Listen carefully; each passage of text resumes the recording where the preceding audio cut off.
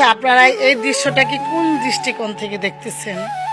দেখেন, ওনারা জীবনের দুঃখ কষ্ট সব কিছু উপেক্ষা করে বাড়ি যাচ্ছে প্রিয়জনদের জন্য।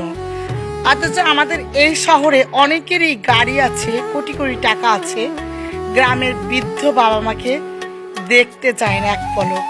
তাদের সাথে যে ঈদ আনন্দ উপভোগ করবে তারা একটু বাড়িতে চায় না, আত্মীয় স্বজনের সাথে একটু কুলাকুলি করবে ঈদের দিন অন্তত বছরে একবার, তাও চায় না। অথচ দেখেন কি রিস্ক নিয়ে, জীবনের রিস্ক নিয়ে ওনারা বাড়িতে যাচ্ছে। আর আমরা বাঙালি, আমাদের তো স্বভাব আছে অন্যের দুঃখ কষ্টতে আমরা বিনোদন খুঁজি। আমাদের বর্তমান যুগে এমন একটা অবস্থা হয়ে গেছে, আমরা মানে বিনোদন না খুঁজলে বা আজকাল দেখবেন মৃত মানুষের পোস্টও হাসি রিয়াক্ট দিই। কারণ আমাদের বিবেক নৈতিকতা এতটাই মানে উঠে গেছে যে আমরা আরেকজনের দুঃখতে দুঃখ প্রকাশ করতেও ভুলে যাই।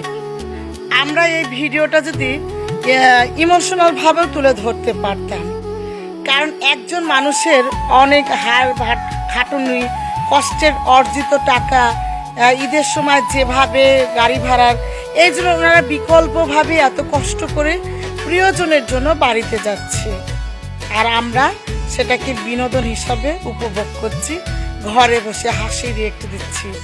আমি জানি না আমাদের এদেশের মানুষের বিবেক নৈতিকতা কবে যে জাগ্রত হবে আমার জানা নেই। তবে যদি কখনো আপনারা এমন পরিস্থিতির সম্মুখীন হন, তখন বুঝতে পারবেন জীবন কাকে বলে, কত প্রকার। জীবন এতটা আসলে সবার জন্য সহজ সুন্দর নয়।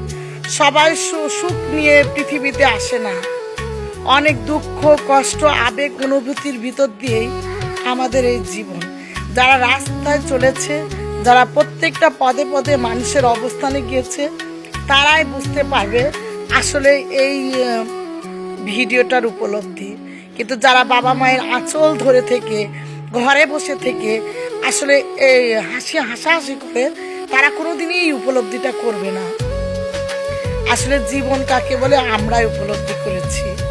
জীবনে একবার বাড়ির বাইরে বার হন, তখন বুঝতে পারবেন অর্থ ইনকাম করা কতটা কঠিন, আর সেই অর্থ খরচ করা তার থেকে আরও কঠিন। অবশ্যই তখন আপনি বুঝবেন 2 টাকা কোন খাতে গিয়ে মানে আমাদের বাঁচাতে হবে।